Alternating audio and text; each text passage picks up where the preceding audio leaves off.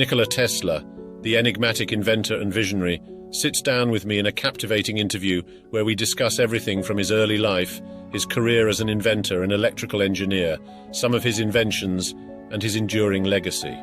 Welcome, my name is Adrian. Join me as we get a first-hand look into the inner world of a man who contributed immensely to the sciences, and a man who some consider to be one of the most important figures of the 20th century, Nikola Tesla.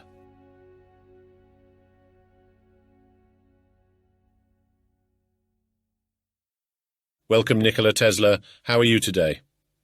Well, I feel mighty fine. Thank you very much for speaking with me today, sir. Absolutely, Mr. Tesla. It's my pleasure. So I'd love to talk to you about your career and inventions. But before we do that, I'd like to know a bit more about your youth. Prior to moving to the United States, you grew up in Serbia, is that right? Yes, sir, that's right. I spent the earliest years of my life living there with my family, of course. Life was very different then. What were those first years like in your homeland, with regards to your family and early influences? Well, my parents were certainly influential. Later in my father's life, he embraced the vocation of the clergy. It seems since my earliest days the path destined for me was the priesthood. This was, I will just say, a burden that constantly weighed on my mind. My heart's true desire was to become an engineer. Yet my father remained resolute and unyielding in his decision for my future. The training I received from my father included a variety of exercises, such as guessing each other's thoughts, identifying flaws in forms or expressions, and practicing long sentence repetition and mental calculations. These daily lessons aim to enhance memory, reasoning, and particularly cultivate the critical sense, proving to be very beneficial to me in later years. Throughout those early years, my interest in electricity grew significantly, under the inspiring guidance of my physics professor. He was a brilliant individual who frequently showcased principles through his own inventive apparatus. One memorable device he demonstrated was a freely rotatable bulb with tinfoil coatings, which would spin rapidly when connected to a static machine. The intensity of emotions I experienced while witnessing these mysterious electrical phenomena is beyond adequate description. Each impression left a profound echo in my mind, driving me to learn more about this captivating force. I yearned for experimentation and exploration. I attribute my inventive spirit to my mother's influence. My mother possessed exceptional inventiveness, and I firmly believe that if she hadn't been isolated from modern life with its abundant opportunities, she would have achieved remarkable accomplishments. She displayed her ingenuity by creating and building various tools and devices, while also masterfully crafting intricate designs from thread she spun herself. She went to the extent of planting seeds, nurturing plants, and extracting fibers on her own. Tirelessly from early morning until late at night, she dedicated herself to work, and as a result, most of the clothing and furnishings in our home were the fruits of her laborious efforts. Well, that's certainly very interesting. You clearly had many external influences in your early life, but people really want to know more about your internal motivators. Could you share more about the origins of your self-motivation and how your internal awakening to invention took place? Oh, yes. Beyond the influences I just mentioned, my awakening to invention had another, even more significant cause, and it was the following.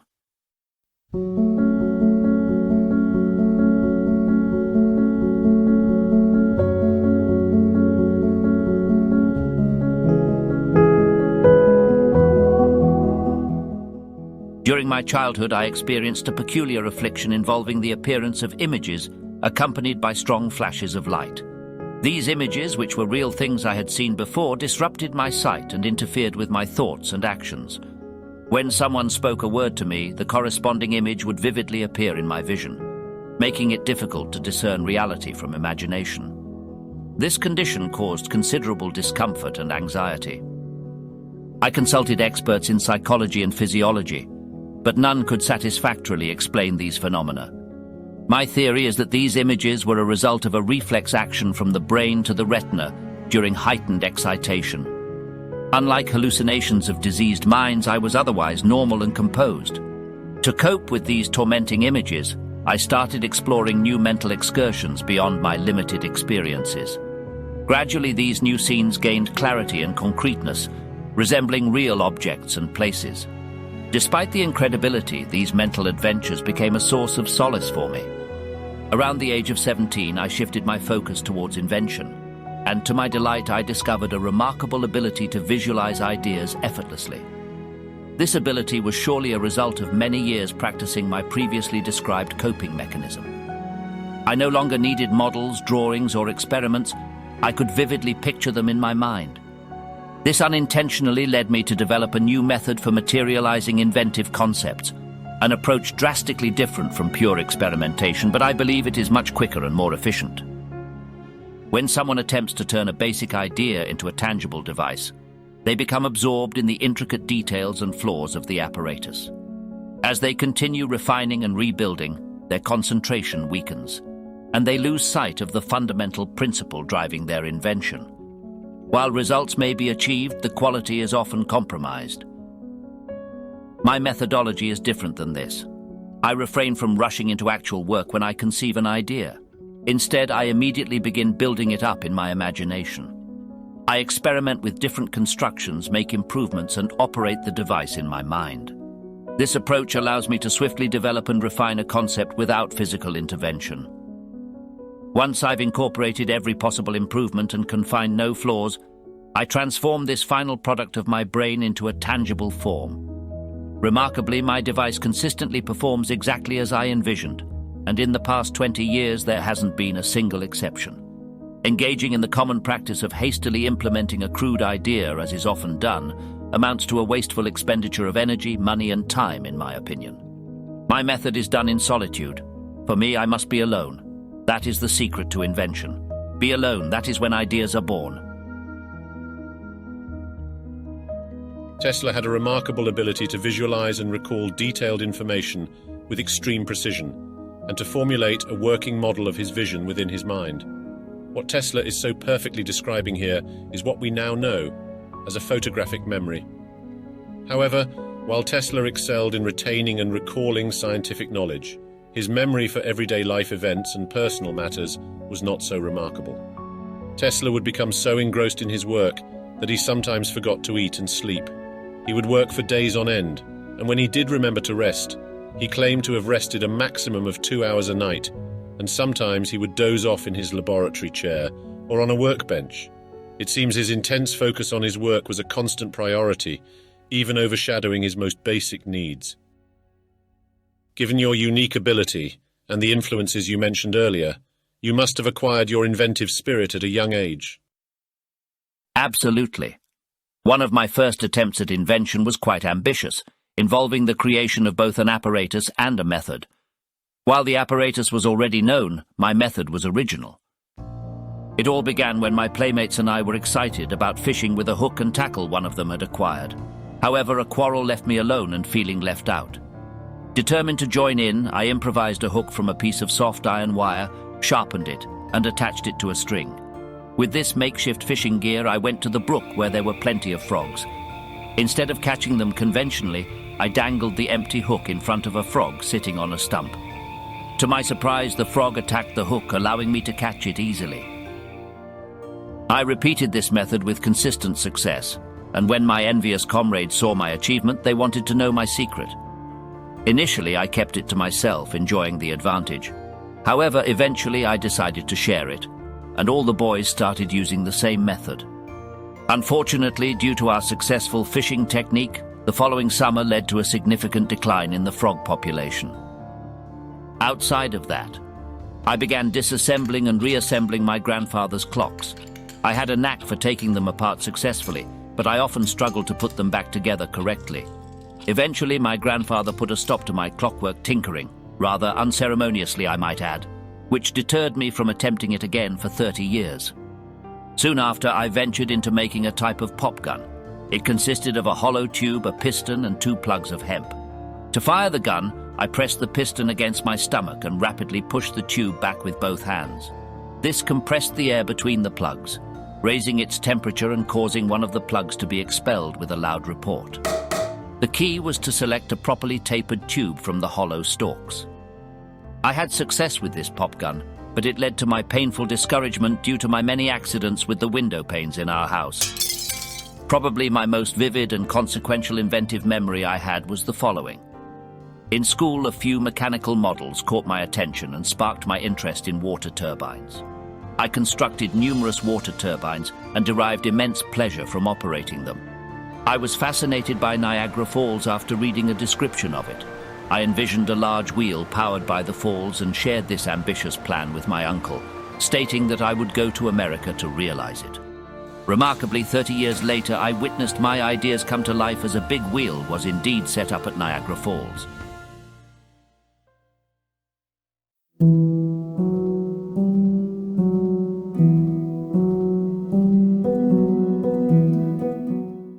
In 1884, Tesla decided to move to the United States, arriving in New York City with little more than the clothes on his back, a letter of recommendation, and his boundless ambition. He sought to work with Thomas Edison, a prominent inventor and entrepreneur, and joined the race to improve electrical systems. As you mentioned, you eventually came to America. You found work at Thomas Edison's company, Edison Machine Works. Can you discuss your time at this company and what you remember of Mr. Edison? My journey that led me to Mr. Edison began with another fine fellow, Mr. Charles Batchelor, who was an assistant and close friend of Mr. Edison. Mr. Batchelor and I met in Paris while I was working at the Continental Edison Company. I earned Mr. Batchelor's praise for my work, and he encouraged me to go to America to redesign Edison's machines and provided me with a letter of recommendation. I decided to venture to the land of golden promise to make the most of this unique opportunity. Meeting Edison was a profoundly memorable event in my life. I marveled at this remarkable man who achieved so much, despite lacking early advantages and scientific training. Within a few weeks of meeting Edison, I gained his trust and respect in the following way. The SS Oregon, the fastest passenger steamer of that time, encountered a serious problem when both of its lighting machines were disabled, leading to a delay in its sailing. Edison was notably annoyed by the situation. To resolve this predicament, I took the necessary instruments and spent the night on board the vessel. With the help of the crew, I managed to fix the damaged dynamos, putting them back in good condition. Early the next morning, I ran into Mr. Edison, Batchelor, and others who were on their way home for the day. Edison humorously commented on my nighttime activities, calling me the Parisian running around at night. However, when I informed him that I had repaired both machines on the Oregon, Edison silently walked away, but not before saying to Batchelor, "This is a darn good man." From that moment, I had full freedom to direct the work, and I worked tirelessly with regular hours from 10:30 a.m. until 5 o'clock the next morning without a single day's exception. Edison praised my dedication, stating, "I've had many hard-working assistants, but you take the cake." Throughout that time, I developed 24 distinct types of standard machines featuring short cores and a consistent pattern, effectively replacing the outdated ones. My early success at the company caught Mr. Edison's attention. Edison made a promise to me. He would pay me $50,000 upon completion of this task, but it turned out to be a practical joke, and a cruel one at that. Edison joked that I did not understand American humor. Instead of paying me the $50,000 he promised, he offered me a $10 per week raise. This disappointment deeply affected me, leading to my decision to resign from my position at Edison's company after about a year of employment. Although I was disappointed, leaving his company was ultimately a blessing, because with regard to his inventive nature, I later realized that Thomas Edison's method was inefficient in the extreme, for an immense ground had to be covered to get anything at all unless blind chance intervened, and at first I was almost a sorry witness of his doings, knowing that just a little theory and calculation would have saved him 90% of the labor. But he had a veritable contempt for book learning and mathematical knowledge, trusting himself entirely to his inventor's instinct and practical American sense. In view of this, the truly prodigious amount of his actual accomplishments is little short of a miracle. Shortly after my resignation from Edison's company, I was approached by individuals with the idea of forming an arc light company using my name, and I agreed. I saw this as an opportunity to develop my motor.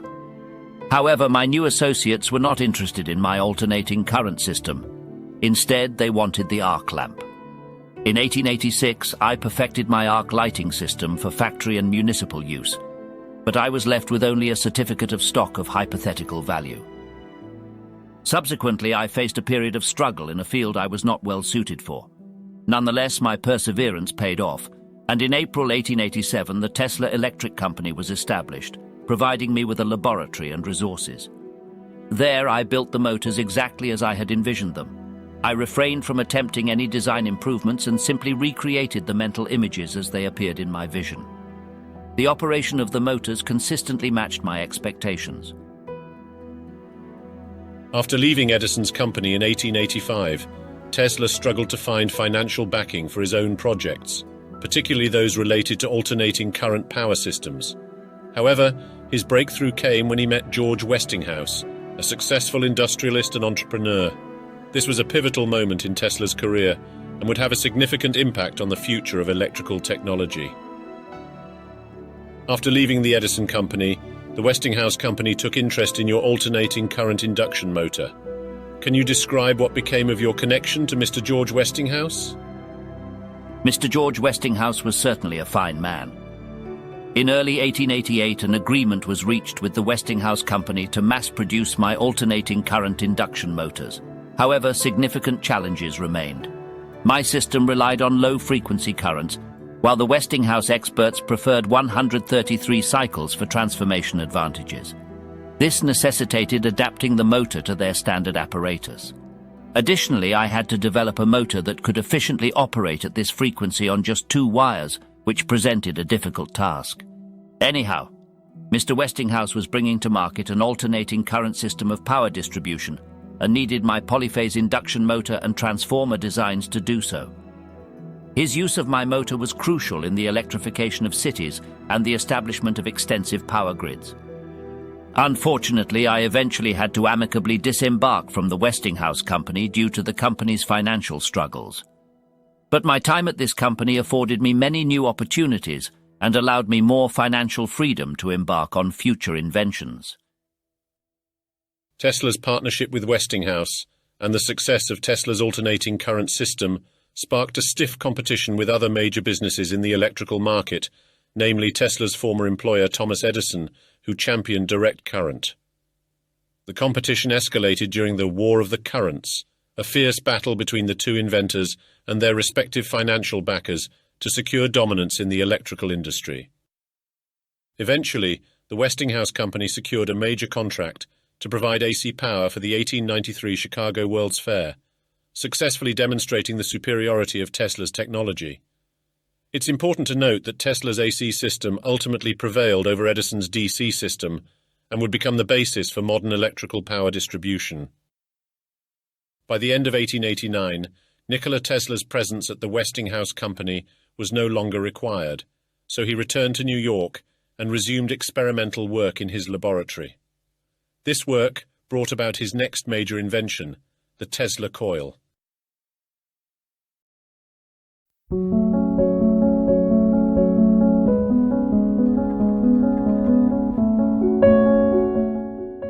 The audience watching at home would like to learn more about some of your most famous inventions. Can you share some details about your invention of the Tesla coil? Yes, sure. I apologize in advance. I tend to get carried away speaking about the specifics of my inventions. I will do my best to refrain from getting too technical. The more technical, the better, Mr. Tesla. Well, wonderful. You see, upon arriving in my laboratory on Grand Street in New York City, I immediately began designing high-frequency machines. But this uncharted territory presented novel and unique construction challenges that I had to navigate. I decided against the inductor type due to concerns about producing perfect sine waves essential for resonant action. If I had chosen otherwise, it would have saved me a significant amount of effort. Another disheartening aspect of the high-frequency alternator was its inconsistent speed, which seemed to impose limitations on its practicality. During my demonstrations before the American Institution of Electrical Engineers, I observed instances where the tune was lost, requiring readjustment. However, it was only much later that I discovered a method for operating such a machine at a remarkably constant speed, varying only slightly between the extremes of load. I aimed to invent a simpler device for producing electric oscillations, inspired by Lord Kelvin's theory of the condenser discharge in 1856, which had not been practically applied. I embarked on developing an induction apparatus based on this principle and quickly made significant progress. I made such swift progress that by the time of my lecture to the American Institute of Electrical Engineers in 1891, I had developed a coil capable of producing 5-inch sparks, which I proudly showcased. At that time, I openly acknowledged a flaw in the transformation process, the loss in the spark gap. However, further investigation revealed that the efficiency remains the same regardless of the medium used, whether it's air, hydrogen, mercury vapor, oil, or electrons. This principle is akin to the conservation of mechanical energy. Although the drawback isn't fatal, proper proportioning of resonant circuits can achieve an efficiency of 85%. Since introducing this invention, it has become widely adopted and revolutionized various fields. However, its potential remains even greater. In 1900, I achieved powerful discharges of 100 feet and transmitted current around the globe, evoking memories of the tiny spark I witnessed in my Grand Street laboratory, and filled me with sensations similar to those when I discovered the rotating magnetic field. The Tesla coil is an electrical device that produces high voltage, low current and high-frequency alternating current electricity. It consists of primary and secondary coils that create electromagnetic resonance to generate powerful electrical discharges in the form of spectacular sparks or lightning-like effects. Currently, while small Tesla coils serve as leak detectors in scientific high-vacuum systems and igniters in arc welders, their primary application is entertainment and educational demonstrations. The next piece of work that Tesla described to me was a highly ambitious and visionary project, and one that he never fully completed. This project was the science of teleautomatics, otherwise known as wireless remote control. You have spent considerable time, effort and thought on the science of teleautomatics, an idea that was well ahead of its time. Can you share with the audience what your thoughts are on the future of this technology? First of all, teleautomatics is indeed a science, but I believe it to be more of an art than a science. I suppose that is true of most things in the realm of science. Anyway, the pursuit of a system of teleautomatics demanded an unparalleled concentration of mind, and pushed the limits of my brain's finest faculties to a perilous extent. I am credited with being one of the hardest workers, and perhaps I am, if thought is the equivalent of labor, for I have devoted to it almost all of my waking hours. But if work is interpreted to be a definite performance in a specified time according to a rigid rule, then I may be the worst of idlers. While my earlier work on rotating field discoveries required immense effort, it did not entail the same level of acute and draining discernment needed to tackle the complex challenges of wireless technology. Despite my remarkable physical endurance during that time, my overworked nerves eventually rebelled, leading to a total collapse right when I was on the verge of achieving the arduous and crucial goal. My early affliction, characterized by the sudden appearance of images accompanied by intense flashes of light, as I described earlier, made me aware, to my surprise, that every thought I conceived was suggested by an external impression. Not only this, but all my actions were prompted in a similar way.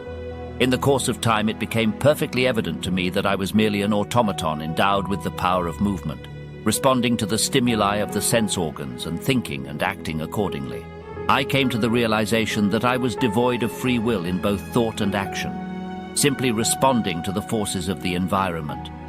The intricacy of our body's structure, the countless and intricate motions we perform, and the delicate and elusive external impressions on our sense organs make it challenging for the average person to fully comprehend this reality.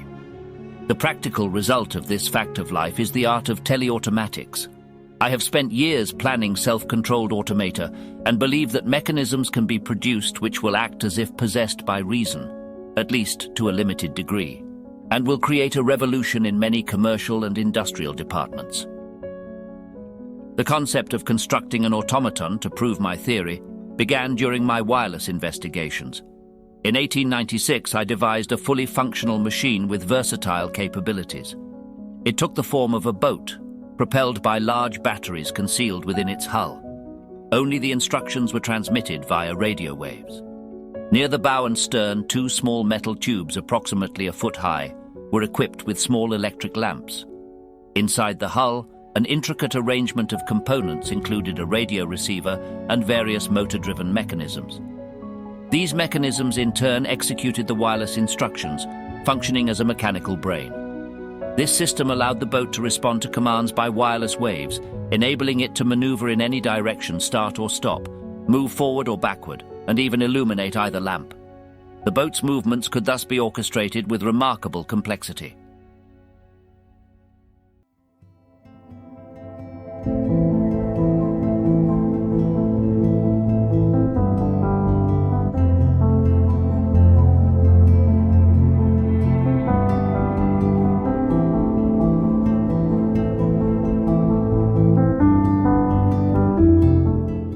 One of the most brilliant and enigmatic inventors of all time, Nikola Tesla has left an enduring legacy that profoundly shaped the world.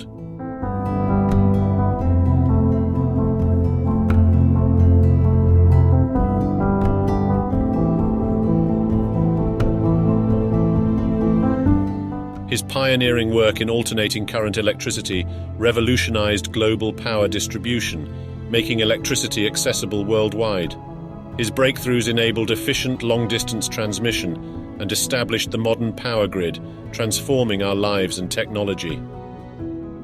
Beyond his practical inventions, Tesla was a visionary and a futurist who foresaw concepts far ahead of his time, such as wireless communication, remote control, and alternative energy sources. His pioneering ideas influenced future inventors and led to the development of wireless communication, radio, and the foundation of the Internet. Nikola Tesla's legacy and the recognition of his influence is seen across various sectors of science, technology, and culture. On the cosmic level, Tesla's name was given to a crater on the far side of the Moon. Similarly, the minor planet 2244 Tesla was named after the famous inventor as well. In both cases, they were named in recognition of his contributions to science and technology. Awards such as the Nikola Tesla Award and the Nikola Tesla Satellite Award acknowledge his advancements in electrical engineering. These awards serve to inspire current and future innovators to follow in the footsteps of the visionary who laid the foundation for modern technological advancements. In the automotive industry, the name Tesla reverberates with power and innovation. This electric car uses an alternating current induction motor based on Tesla's invention and was named in honor of the inventor. The automotive company is, of course, Tesla Incorporated, the American electric car manufacturer led by Elon Musk. The name not only pays homage to the historical figure, but also aligns with the company's mission to create a more sustainable future through innovative and environmentally friendly technologies. The Nikola Tesla Museum in Belgrade, Serbia, serves as a repository of his life's work, offering a tangible connection to his genius and is the final resting place for Nikola Tesla. Every year on July 10th, Nikola's birthday, visitors at this iconic location celebrate the day of Nikola Tesla. This celebration takes place at the very site where Tesla envisioned some of his earliest ideas, Niagara Falls. Nikola Tesla's name endures and inspires generations of people to push the boundaries of what's possible, just as he did in his own life and career. He faced challenges in the form of other inventors, allegedly stealing his ideas and copyrights, along with struggles to gain recognition during his lifetime. Before departing, Tesla left me with the following statement, which underscores the competitive struggles he faced in his career, but moreover, his ceaseless pursuit of discovery and invention, and his limitless vision for the future. I do not care that they stole my idea. I care that they don't have any of their own. That is what's most problematic to me. So, let the future tell the truth, and evaluate each one according to his work and accomplishments. The present is theirs. The future for which I really worked is mine.